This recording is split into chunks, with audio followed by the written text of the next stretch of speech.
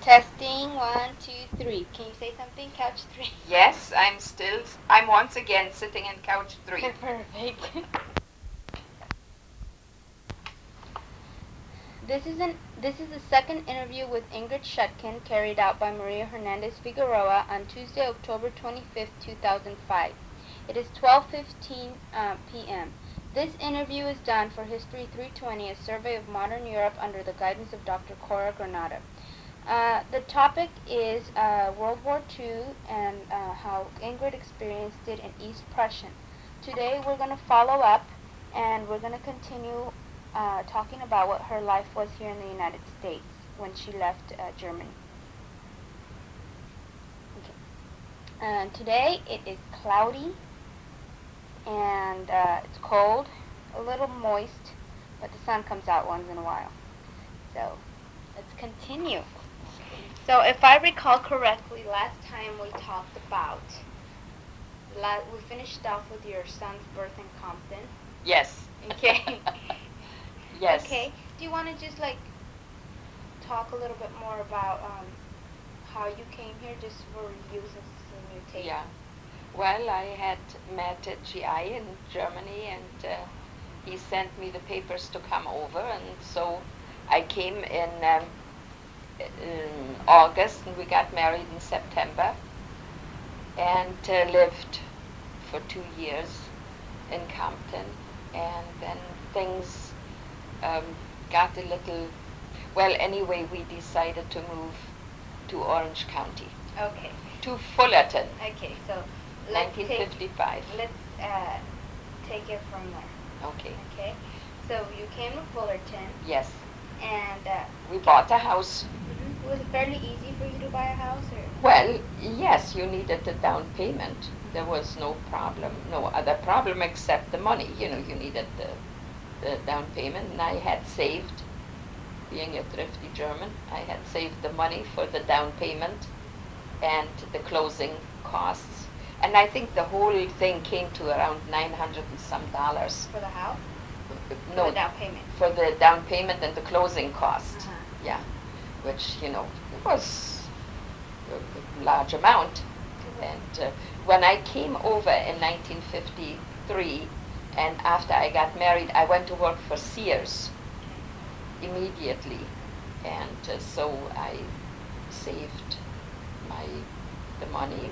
My husband worked, and so we saved, and then we had the money together in 1955. What did your husband do for a living? He was the air conditioning, which was then just the beginning. He did air conditioning, and I think at that time he got even a job at Disneyland. As a matter of fact, he worked at Cal State too when that was put in the air conditioning there. So anyway, so we moved out. We came out here to Fullerton. And was it this house or not? No. This was on in West Fullerton, on the other side. Yeah, and there were, everyone that moved in were young families, and we didn't lock our doors, our back doors ever. And, we also just sort of did the same things. The children played together, and I had my daughter in 1958, my son 1956, my daughter 1958, and we babysat one another's children. I worked again. I went to work again. I worked for Sears, and I worked for J.C. Penney for a while, like inventory control, and what was the other one, a company that's out of business now? I don't know. Anyway, can't remember. Anyway, it was Sears and Penney's were the two companies I worked for between having children and when I had the children. So I usually got a job of some sort or other. And so we just struggled like everyone else. And as the children grew, and I went back to Germany, with the children a couple times. When, in the 60s or 50s? I went back the first time in 1959. Did you go back to Tilsit? No. We could not go back. Oh, because of the war. Yes. Oh, because that was Russia then. Yes. Yeah. No. We didn't get visas to go back. I think until 1992, when the first people could go back. For a lot of them, like my aunts and my mother, and it was too late. They died before we were able to go back. Your aunt and your grandmother? Yes. Yeah. My grandmother died in 1954, and the year after I came here. My aunt died in 1984. My father died in 84. My mother died in 87. And all my aunts and relatives died. My uncle died in 78. So, it was the generation that never got to go back, although they would have loved it. So, no, I didn't go back not to Tilsit. I went back to Germany with my children, to Bayreuth, where my mother then had settled outside of Bayreuth. Goldkronach, 10 kilometers. So your kids got to meet you? Oh, yeah. Yes, my mother came over to the United States 3 times. Once she came, I think must have been like 68 or 69, and she was working then, so she came for 4 weeks. And then she came in around 71 and stayed 2 years. And then she came in, I think, 78 and stayed a year again. And the children went back, during the summer, and I went with them during the summer sometimes. So they both learned German. I'm curious if they spoke Spanish. My son does. So they went back to your mom and they spoke Spanish. I'm very fascinated by... My son learned Spanish too. Mm-hmm. Yeah, but my daughter didn't. She just spoke German. And she speaks German very well. She can... With the writing, it's not quite as good, but my son is very good. He reads and writes fluent. And they went to German school as children. There was a German school here in Anaheim. Mm-hmm. And so they went to German school on Saturdays. And they fought that. All the other children could play Saturday morning. They had to go to German school. Whereabouts in Anaheim? There was one on Loara, where the former Anaheim Plaza was. Oh, okay. Yeah, in a school there. And so then when they were 18, one day, my daughter said, "Mom, thanks for forcing us," because they learned the language well, and So anyway, and then they got to go, and they have cousins in Germany that they then became friends with, and friendship that still exists to this day. So they have their ties. Yeah, and so we just what did I do? What everyone does, just raise a family. Did you go to school? You mentioned you went to... Yeah, I went to Fullerton College at one time. And, but I don't know, I went, I think, a couple of years. And that was in the evening or late afternoon classes. But there wasn't I would have loved to go, but circumstances were such that I just couldn't finish, couldn't continue. Oh. And so then then we bought the house on Ferndale. We moved from West Fullerton to East Fullerton. Let's see, my children went to Zion Lutheran School through 8th grade. And then when it was time for Chris to go into high school, we decided we wanted to move. And the house was a little small anyway. So up here to Ferndale, and then my children went to Troy High School. And so when they were out of high school and they were a little older, I got a divorce. Why did you divorce? Can you tell me? I had it. You had it? Was it difficult with the cultures? You were not really. It wasn't really a cultural. Well, maybe it was. I don't know. It was. My then husband had a lot of baggage, emotional baggage that he just couldn't work out, and I think he wasn't willing to work on himself. Either it's easier to say the reason I'm unhappy, and the reason I'm unhappy is you, and I hate women, and the reason I do it is because of you. So you think for a long time, you make excuses, and then one day you say, wait a minute, I didn't have a happy youth either. I had a very difficult time. So why do I constantly make excuses? No one makes excuses for me. So I just can't take it anymore. I'm just we went to marriage counselor, and even the marriage counselor suggested that if I wanted to save my sanity, to get out of that relationship. What year was this? Let's see, 63, 73, 78, 77. 77, yeah. So, I went on my own. you went on your own. I went totally on my own. My then husband said that if he would have to leave the house, he would be emotionally totally wrecked. And I thought, well, stay. I'm not staying. So I took my bed, my bookshelf, and the television set. The television set broke 2 weeks after I moved out. And I moved into a little apartment, and I had many friends who gave me emotional support. And your kids weren't with you because they were adults? They were by that. My son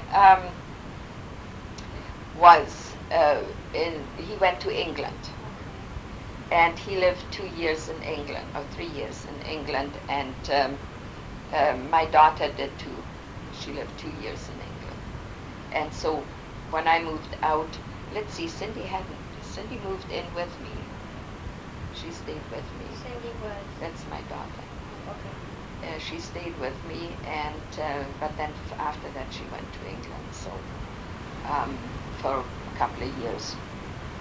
And so I moved into an apartment. I lived there until I met my second husband. Did you work during this time? Oh yeah, I worked for a German. I was, again, friends, that can help me. I was at that point, I was kind of depressed, I would say.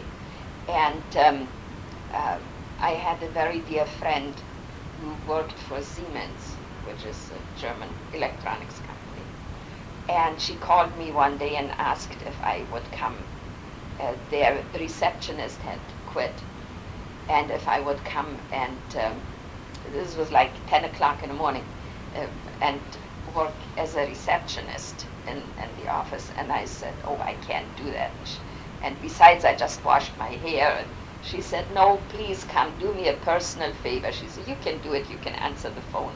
And I was at the point where I thought I can't do anything other than probably clean houses, or, my self-esteem was gone. So anyway, so she said, do me a personal favor.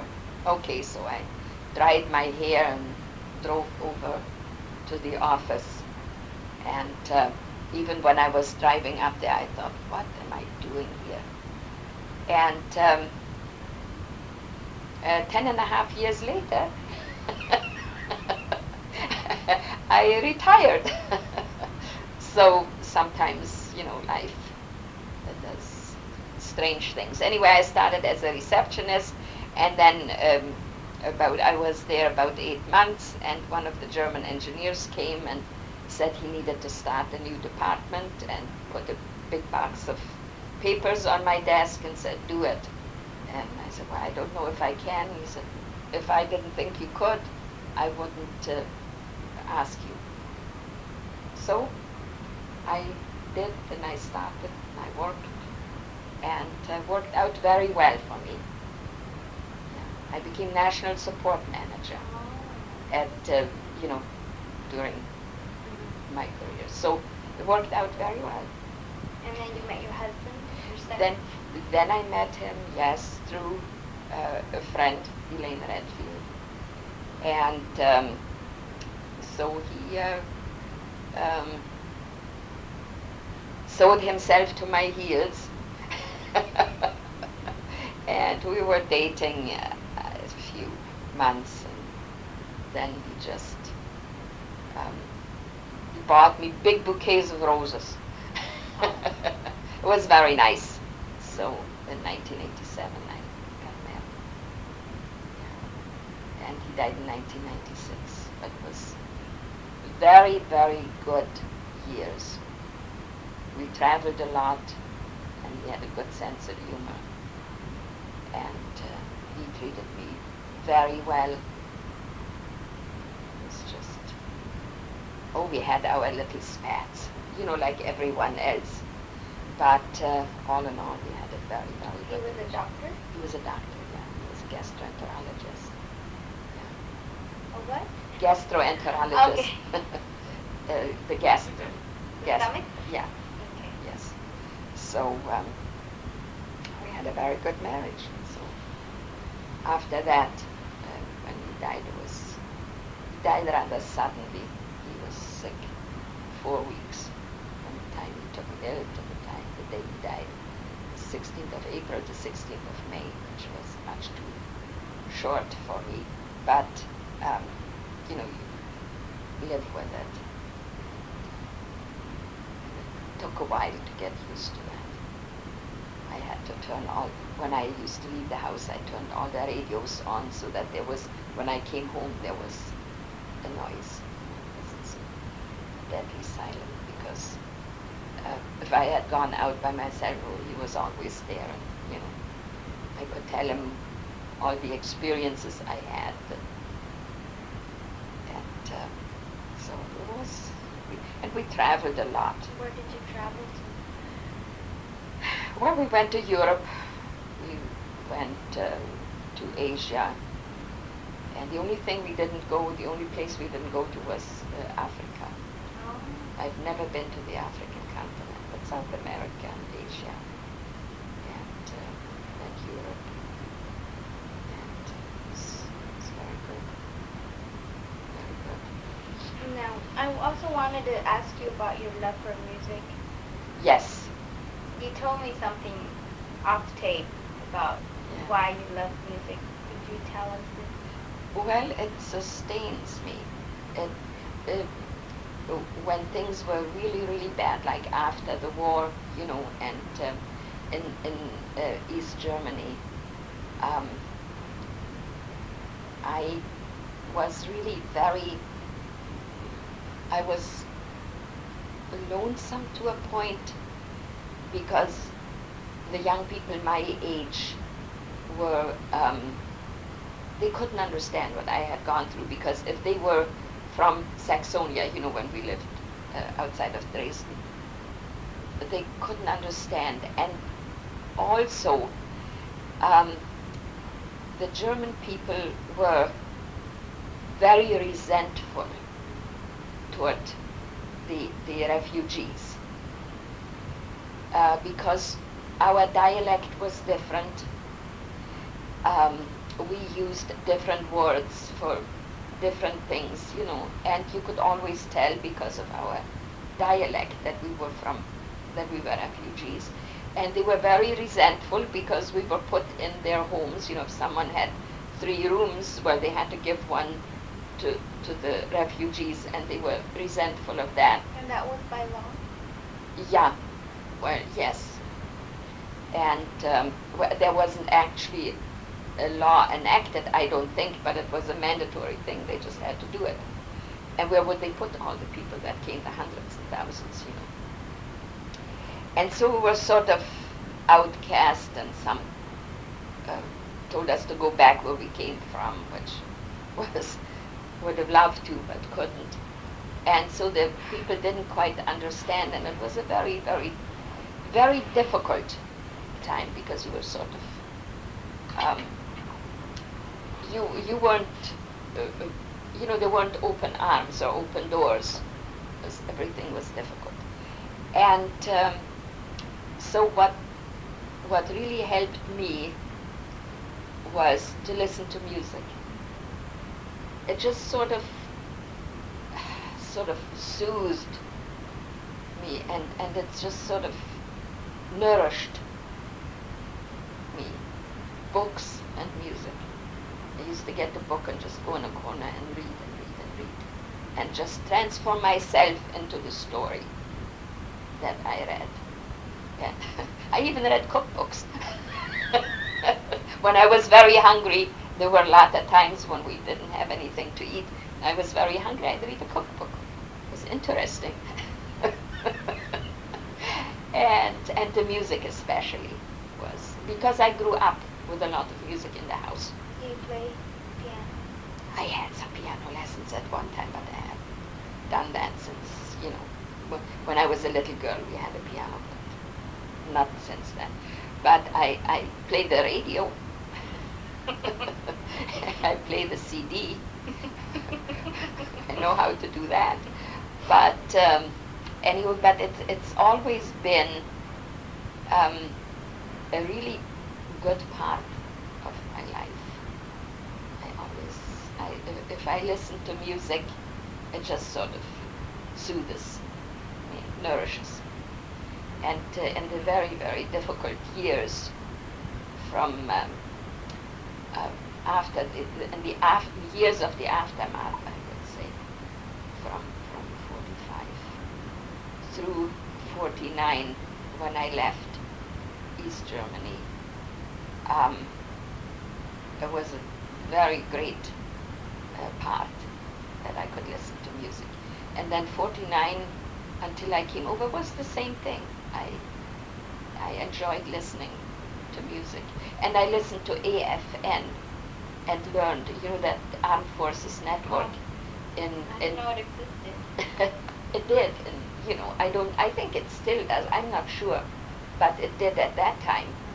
And I learned a lot of English. I mean, I had learned in school, the Queen's English, but I didn't know about American English. And that's what I learned. I learned a lot of colloquialisms from the songs. Mm-hmm. Yeah.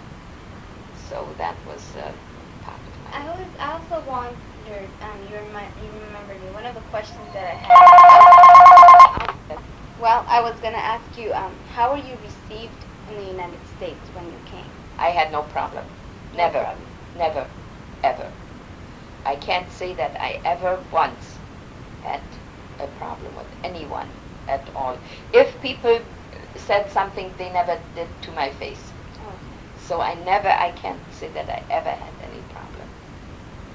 I had more we had more problems being received in Germany as refugees. We had, was very difficult. It was difficult for us, and I imagine it was difficult for the German people, because we were pushed into their homes. How did you eat, after you were put in Germany? Did you have money? You didn't have money, did you? You left everything behind. No, we did. I don't know. We did have. We got some money somewhere, but money didn't buy you anything, because we were in the Ore Mountains, which was close to the Czech border. Mm-hmm. There was no food. That is a whole big story too. We had to go and try and scavenge. One day there was a potato field that I had spied. The town was called Annaberg in the Ore Mountains. And, you wander around trying to get some food. And there was this and it's all a mountainous area, and there was this potato field, and I saw there were potatoes, and early potatoes in there. And so I went, it was kind of like a ditch, and up on the other side, and I dug, and I had 4 potatoes. And evidently Russians were guarding it, or whatever, for themselves. And boy, a couple bullets, I could see the Russian shooting, and 4 potatoes in my hand. So I just rolled down into the ditch, and then he went back in, and then I went home with my 4 potatoes. And that was, for the 3 of us. And I have to say, I got 2, and my grandma and my aunt ate 1 each. They always gave me the larger portion, of whatever was. And for bread, we had to scramble. There was a curfew. This is 45, after, May 45. May, June, July 45. And we had to scramble for food. And then it would be said, like, tomorrow a bakery is having bread, is baking bread. So we would stand behind the door, ready to go. 7 o'clock, curfew was lifted, so we would run out, and now you run as fast as you can to see which bakery has the bread. So I think there were maybe 3 or 4 bakeries in the town. So you had to figure out, you had to see where they would be baking bread, so you could get a piece of bread. And then another thing we did. And how did you get the bread? They just gave it to you? No, we had this old German money. Okay. Yeah. And, that was the old Reichsmark. But, they were rationed, like you got a piece like this. One time I remember was all full of little pebbles and stones. They had swept the last, I guess, the floor together. Maybe they dumped it or whatever. Anyway, it was full of pebbles between your teeth. And we also we went through the Russian soldiers' dumpsters and got potato peelings, and people circulated recipes on what to do with the potato peelings, grind them up, and then you get a little bit of flour and mix it in, and then it was baked, and it never baked because it was so heavy, and then my grandmother cut slices and put them on the stove and kind of crisped them, but it was food.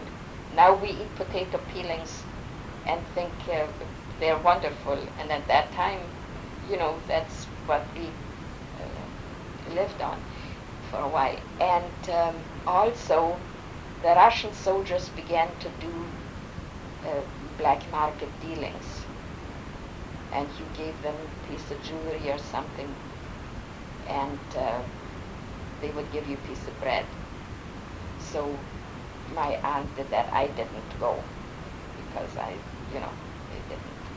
But my aunt and a couple of women got brave and ventured to their kazan where they were. And so that is how we got then some bread,